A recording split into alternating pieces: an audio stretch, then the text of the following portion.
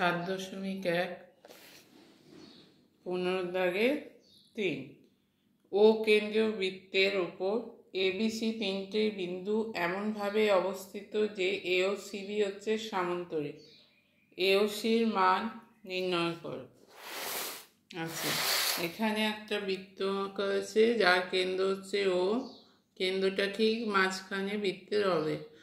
এবার এখানে একটা সামান্তরিক ও বিন্দুকে নিয়ে একটা সামান্তরিক আঁকা হয়েছে এ ও সিবি। এটা সামান্তরিক মানে এবির সঙ্গে এই বাহু সমান্তরাল, এই বাহুর সঙ্গে এই বাহু সমান্তরাল।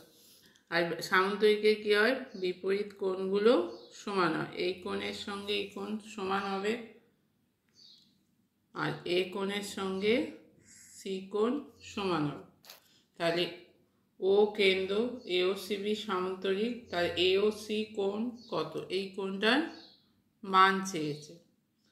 আচ্ছা, যেহেতু সামান্তরিক এ ও সির সঙ্গে এবিসি কোণটা সমান, এই কোণের সঙ্গে হচ্ছে এই কোণটা সমান হবে, তাহলে এই দুটো কোণ সমান।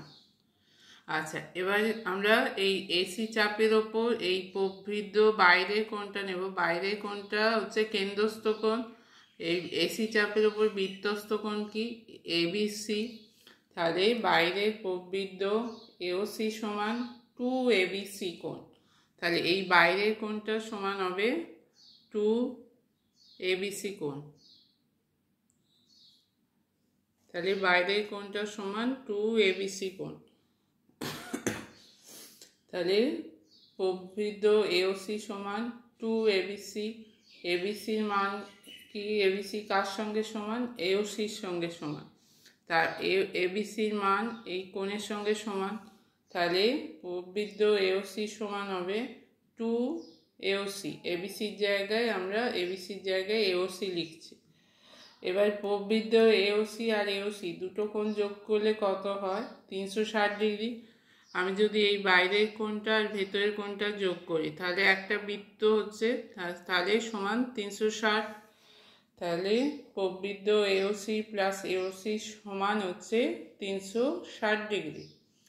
প্রবৃদ্ধ এওসির জায়গায় লিখব 2 এওসি প্লাস এওসি সমান 360 ডিগ্রি।